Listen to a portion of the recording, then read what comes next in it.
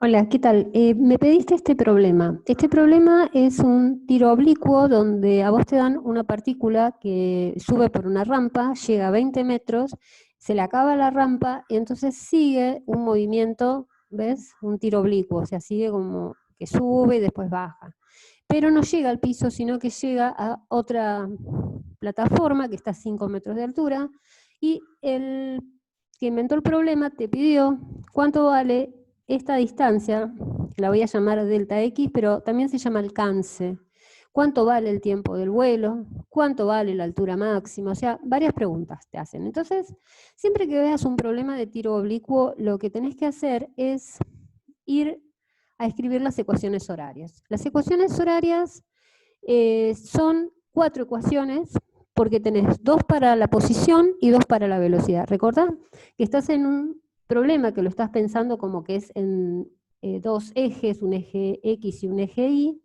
Entonces, por eso necesitas para cada magnitud, por ejemplo, la posición de una partícula, por ejemplo, si yo digo, está el cuerpo acá, bueno, está el cuerpo ahí respecto de mi sistema de referencia, tengo que decir en qué X y en qué Y está. Entonces, entonces este vector R, que sería un vector posición, tiene dos componentes. Entonces tengo que escribir esas dos, o sea, cuál es mi X y cuál es mi Y a lo largo de su trayectoria. Y la velocidad tampoco es una cosa que sea solamente en el eje X, tiene dos ejes, tiene un eje, una componente en este eje y una componente en este. O sea, lo voy a pensar como que tiene dos componentes siempre. Y otra cosa que tiene la velocidad es que siempre es tangente a la trayectoria, o sea, siempre la velocidad va siendo tangente a la trayectoria. Y en el eje X no varía, esa velocidad siempre es igual, pero en el eje Y primero va hacia arriba, cada vez menos, ¿ven? Es variado. Cuando llega a este punto la velocidad inicia hacia cero y después va creciendo para abajo, cada vez crece más a medida que va cayendo. Entonces, bueno, tengo que tener todas esas cosas en cuenta y esas cosas están metidas justamente en las ecuaciones horarias. Las ecuaciones horarias para la posición, dijimos que son dos.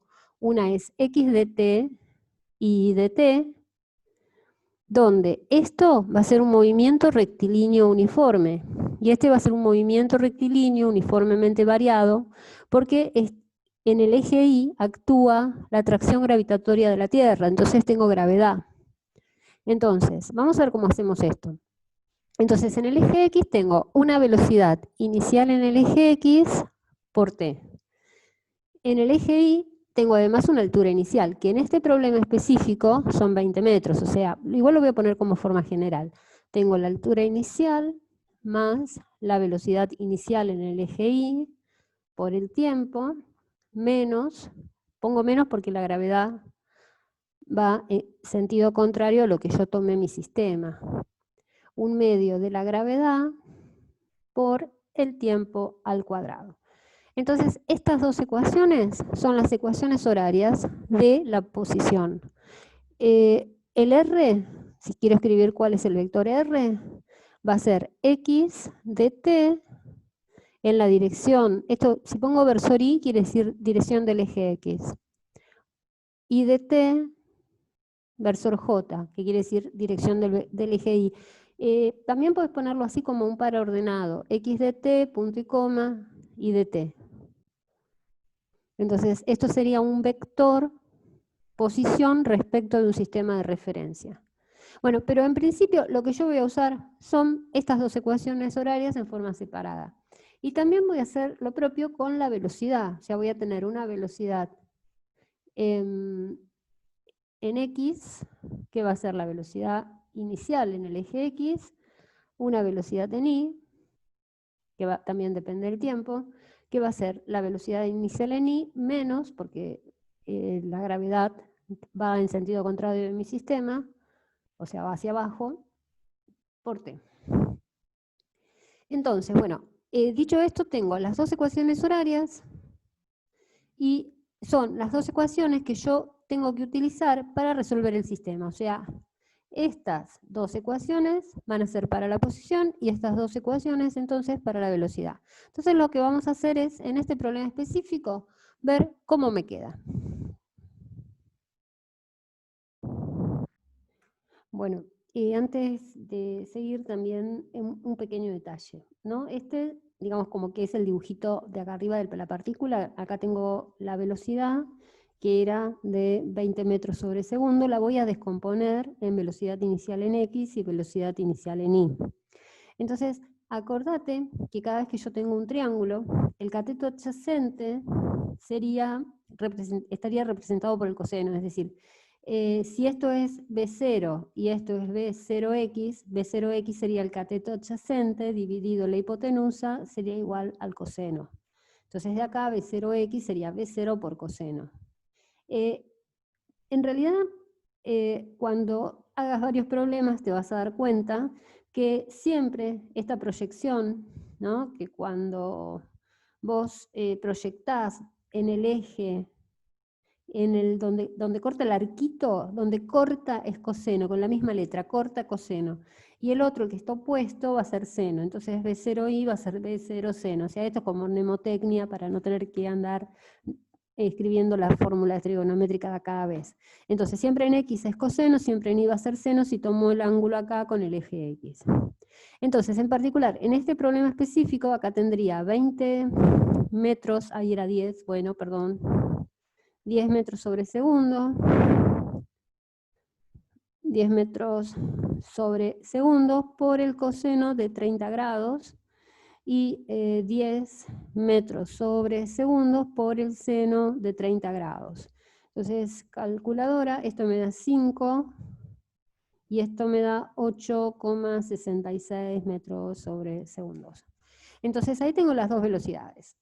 Entonces, una vez que tengo las dos velocidades, puedo escribir las ecuaciones horarias. Entonces, por ejemplo, x de t va a ser 8,66 metros sobre segundos multiplicado por t.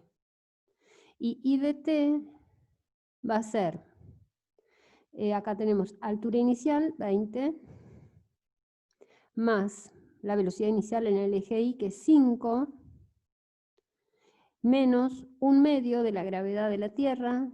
Hay muchos profes que usan 10 directo acá, así que puede ser, o sea, 9,8 sería correcto, pero 10 también.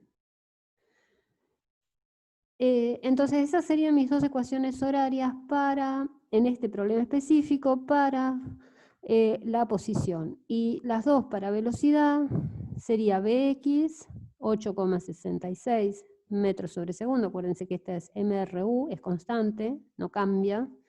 Y la velocidad inicial en el eje Y es 5 metros sobre segundo menos 9,8 metros sobre segundos al cuadrado por t. Entonces, estas serían de posición y estas de velocidad. ¿Por qué me sirve tanto esto de escribir estas ecuaciones, que las voy a tener acá a mano siempre? A partir de estas ecuaciones, conociendo cuáles son las cosas que quiero averiguar, tiene que salir todo el problema. O sea, no pasa más de esto. Entonces, por ejemplo, en este problema, ¿qué es lo que me estaban pidiendo? Vamos a ver. El tiempo de vuelo. ¿Qué quiere decir? El tiempo que tarda en salir desde acá y llegar hasta acá, que son 5 metros. Entonces, ¿dónde está? 5 metros es altura. Entonces voy a esta ecuación, que es la de altura. Esta es la de horizontal, esta es la vertical, la de altura. Entonces, mi dato es que la altura final, digamos, son 5 metros. Entonces, bueno, reemplazo esto acá. 5 metros tiene que ser igual a 20 metros más 5 metros sobre segundos por t, menos 9,8 dividido 2, 4,9 metros sobre segundos al cuadrado por t cuadrado. Fíjate que esto lo puedo pasar para acá, igual esta ecuación a 0. Me va a quedar una ecuación cuadrática.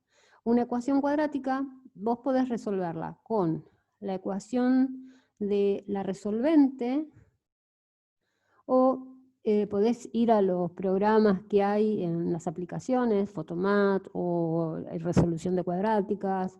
Entonces, bueno, lo único que, bueno, respeta los signos. Por ejemplo, esto que está con t cuadrado es a, incluyendo el signo. Esto sería b y esto sería c, obviamente sin las unidades, ¿no? Entonces, resolvemos esto y si no sabés hacerlo de otra manera, tenés la ecuación resolvente, b cuadrado menos 4 por a por c sobre 2 por a donde reemplazás estos datos y lo podés hacer a mano, y te va a dar dos valores de t. Uno de los valores lo vas a descartar porque te va a dar negativo, y otro va a ser positivo. ¿Por qué te va a dar uno negativo? Porque 5 metros lo tenés acá, pero también lo tendrías acá. Y lo que te resuelve esto es una ecuación matemática. Entonces lo que te resuelve es una parábola. Entonces me da los dos puntos posibles en los cuales esa parábola matemática tendría 5 metros. Pero el que tiene sentido físico va a ser el positivo, que va a ser el que está acá. Podría pasar que vos tirés una piedra desde acá y te piden en qué momento llega a esta altura, una altura superior a la que vos tiraste la piedra. Entonces puede haber dos opciones. Puede ser que llegue acá cuando sube y puede llegar acá cuando baja. Estos serían los dos posibles, a menos que esto sea una pared y se incrustó acá. Pero matemáticamente habría dos posibilidades. Siempre tengo que analizar el sentido físico que me están pidiendo. Por ejemplo, si no me dicen que acá hay una pared que la detiene, puede ser que acá haya una pared, entonces subió y después bajó y pegó acá. En este problema me están diciendo una altura más chiquitita que la altura inicial de esta piedra. Yo sé que sube y después baja, entonces la única opción que tiene va a ser el que me dé tiempo positivo. Bueno, entonces acá me dan estos dos resultados. Dijimos que este lo voy a descartar porque era negativo y voy a sacar x, el alcance, x para 2,3 segundos. Entonces reemplazo en la ecuación, en esta ecuación, por 2,33 segundos, y esto me va a dar el alcance. Y esto de acá, que no lo dije, pero esto en realidad es el tiempo de vuelo, o sea, era la primera pregunta que me hacía el problema.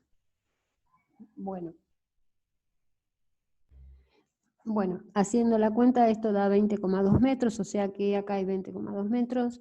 En realidad, a mí nunca me interesan mucho los resultados, me gusta que sepan pensarlo. Depende, eso dependerá del profesor. A veces se equivocan en la cuenta y les ponen todo mal. Así que, por las dudas, fíjese, lo más importante es que pongan bien las unidades. Bueno, lo más importante es que lo sepan pensar primero.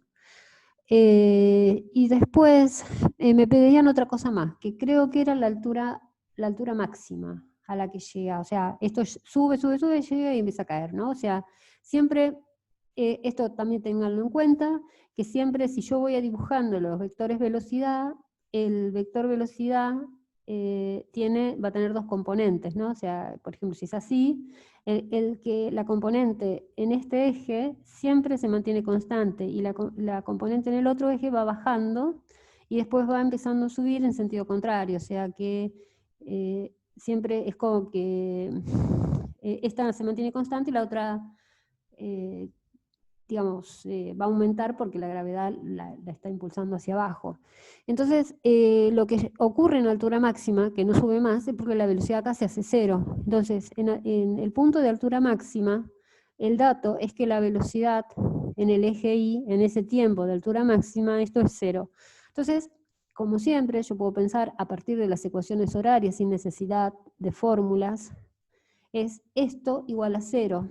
Entonces, ¿qué es lo que tendría? 5 metros sobre segundo menos 9,8 metros sobre segundos al cuadrado por t, en el punto de altura máxima, esto es cero.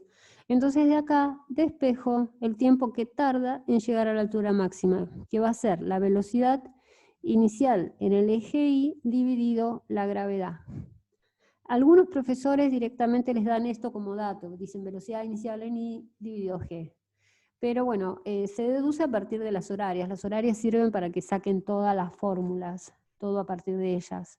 Entonces, una vez que tengo el tiempo, puedo ir de vuelta a las ecuaciones horarias, porque me piden altura, entonces la ecuación de altura es la de I. Entonces voy a reemplazar ese tiempo que saqué en la ecuación de I. Entonces, I en ese tiempo de altura máxima va a ser 20 metros sobre segundo, 20 metros, que es la posición inicial, más 5 metros sobre segundo, esto me da aproximadamente, lo voy a poner aproximado 0,5, por 0,5 menos un medio de 9,8 metros sobre segundos al cuadrado por 0,5 segundos al cuadrado. Entonces hago esta cuenta y voy a obtener la altura máxima a la que llegó la piedra.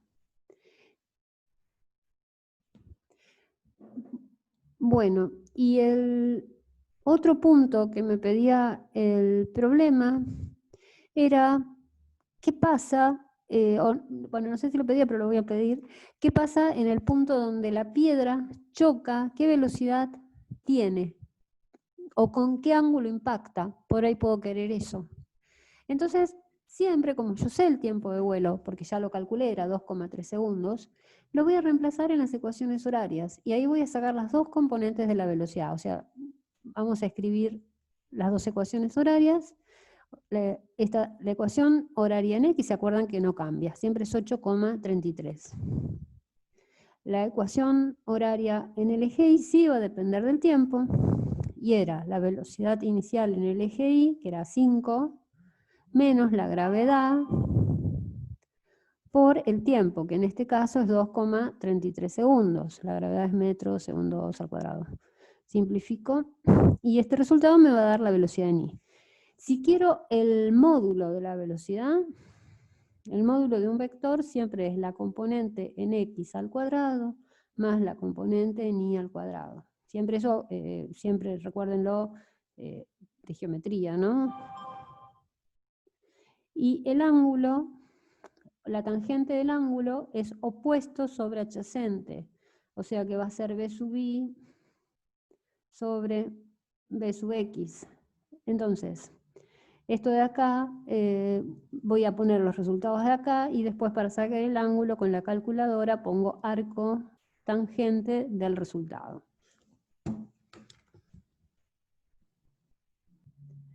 Fíjense, entonces acá hice las cuentas, esto me da negativo obviamente porque venía cayendo, o sea en X no cambia, pero en Y se hacía cada vez más negativo, incluso está más abajo el punto, la velocidad es superior en el eje Y que era la inicial.